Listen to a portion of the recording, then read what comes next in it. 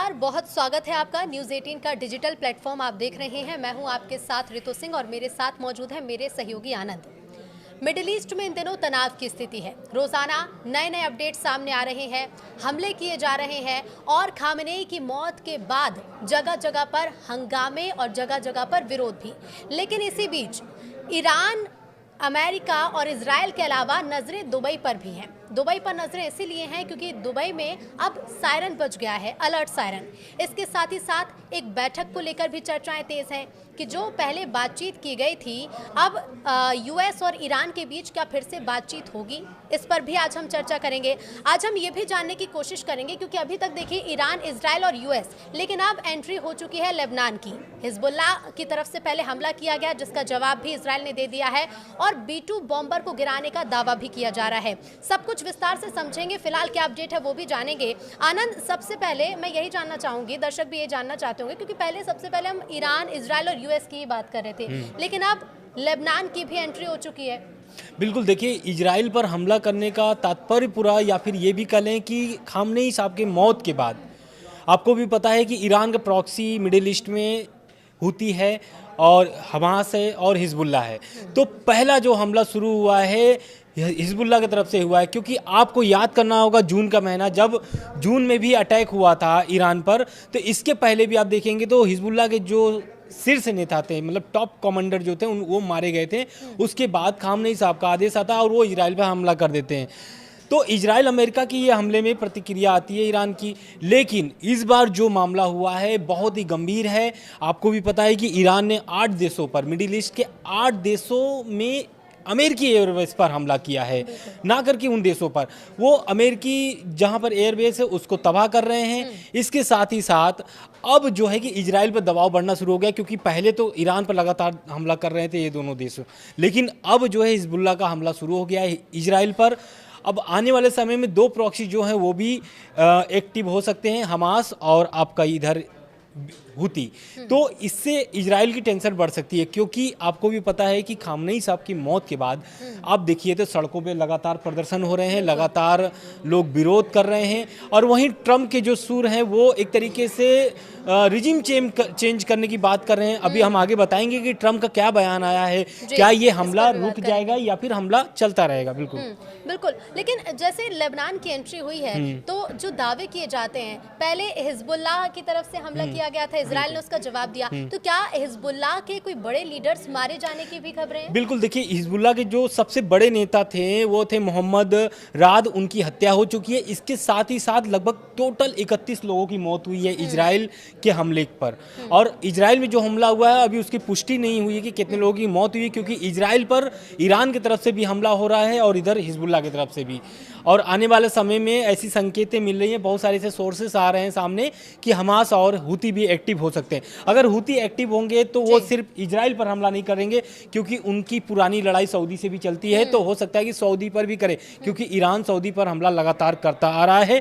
उसके बाद एक खबर और सामने आ रही है कि F-15 फाइटर जेट जो था उसको गिरा दिया गया है और उसमें पायलट जो है वो कूद करके जान बचा लिया है अपना। फिलहाल दुबई एयरपोर्ट की बात कर ले तो दुबई एयरपोर्ट पर वहां पर एक तरीके से युद्ध का सायरन बज चुका है। उस सायरन के बाद से अफरा तफरी मच गई है। लेकिन आनंद, जो लोग इंडिया में, क्योंकि कई बड़ी संख्या में भारतीय दुबई में रहते भी हैं, कई लोग हैं जो ट्रिप पर गए हुए हैं, जो लौटने का इंतजार कर रहे हैं, फ्लाइट्स के कैंसिलेशन की भी बात सामने आई। तो दुबई को लेकर सवाल यही है कि दुबई में खतरा कितना बड़ा है, क्या सिर्फ एयरपोर्ट तक सीमित है, वहां पर रहने वाले लोगों के लिए भी क्या अलर्ट है किसी तरह का? बिल्कुल, देखिए अलर्ट है और लोगों को सुरक्षित जगहों पर लेके जाया जा रहा है, क्योंकि पूरे दुबई में अब युद्ध की सायरन बज चुके हैं।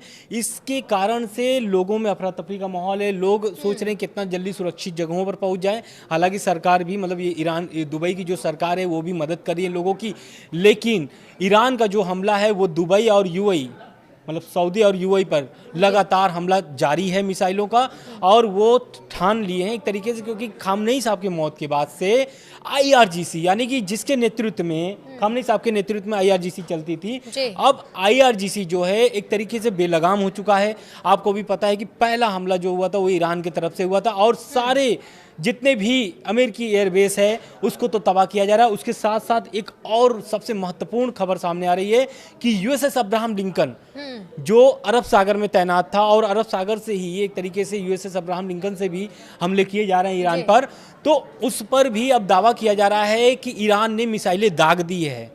लेकिन अमेरिका का इस पर एक तरीके से प्रतिक्रिया आता है और अमेरिका साफ बोल दिया है कि ईरान का जो मिसाइल थी वो यूएसएस अब्राहम लिंकन के पास आ रही थी, हालांकि उसके पहले ही उसको गिरा दिया गया है। ट्रंप की तरफ से किसी तरह का ऑफिशियल स्टेटमेंट? बिल्कुल, ट्रंप का भी इस पे बयान आया हुआ और ट्रंप ने साफ तौर से ईरान को एक तरीके से अंतिम चेतावनी बोल सकते हैं कि अंतिम चेतावनी दे दिया।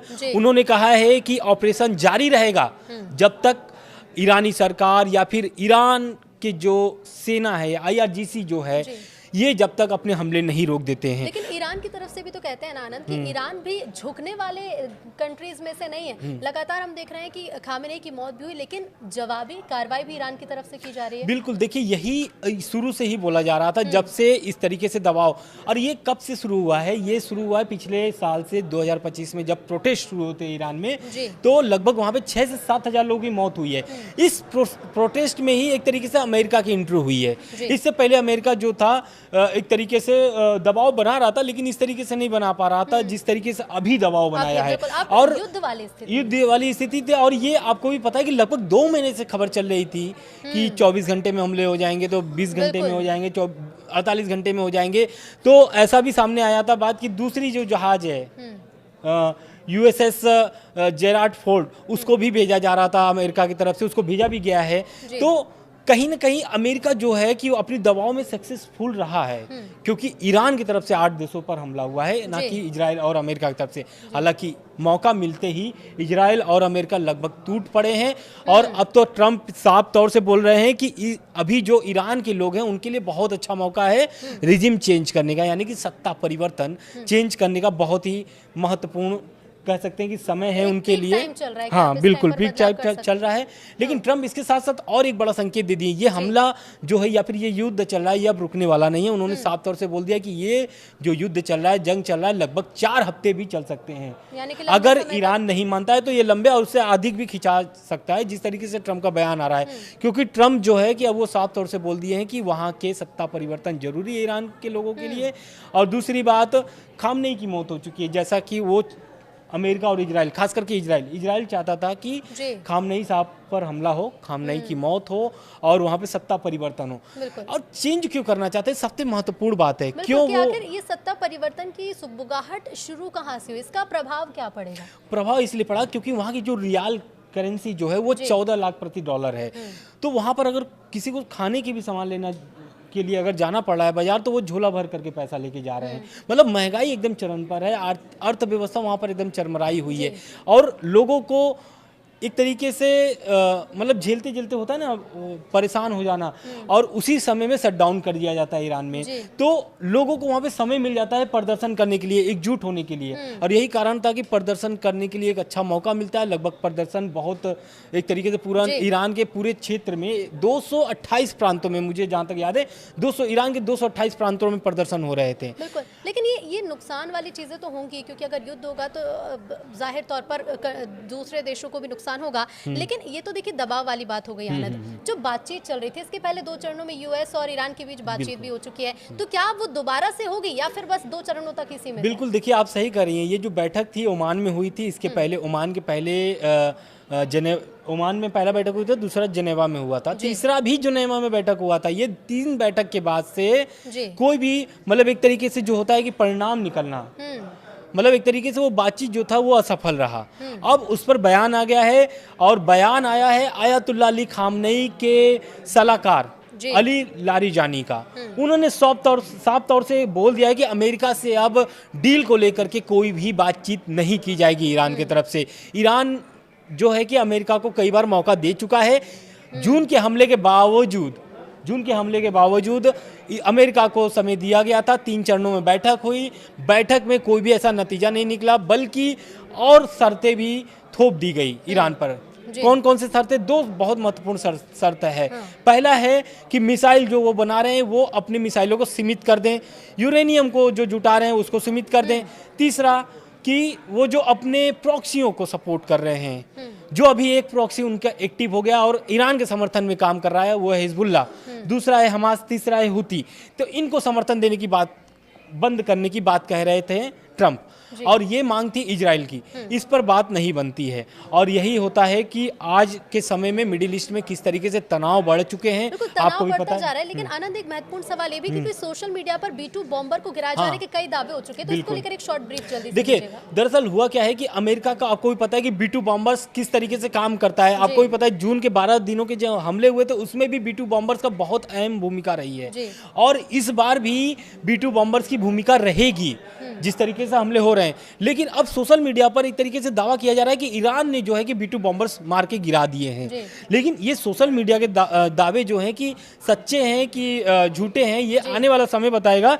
लेकिन दावा ऐसा है कि ईरान ने अमेरिकी B2 बॉम्बर्स को मार गिराया है। वीडियो में जलती हुई चीजें, गिरते हुए विस्फोट, यानी कि जो अटैक हुआ है B2 बॉम्बर्स। लेकिन अभी तक देखिए किसी भी तरह की आधिकारिक पुष्टि नहीं की गई। अब देखना होगा B2 बॉम्बर की तरफ के लिए क्या कुछ कहा जाता है। लेकिन देखिए, युद्ध की जो स्थिति बनी हुई, तनाव लगातार जारी है, इससे जुड़ा हुआ हर एक अपडेट आप तक पहुंचाते रहेंगे। देखते रहिए News 18।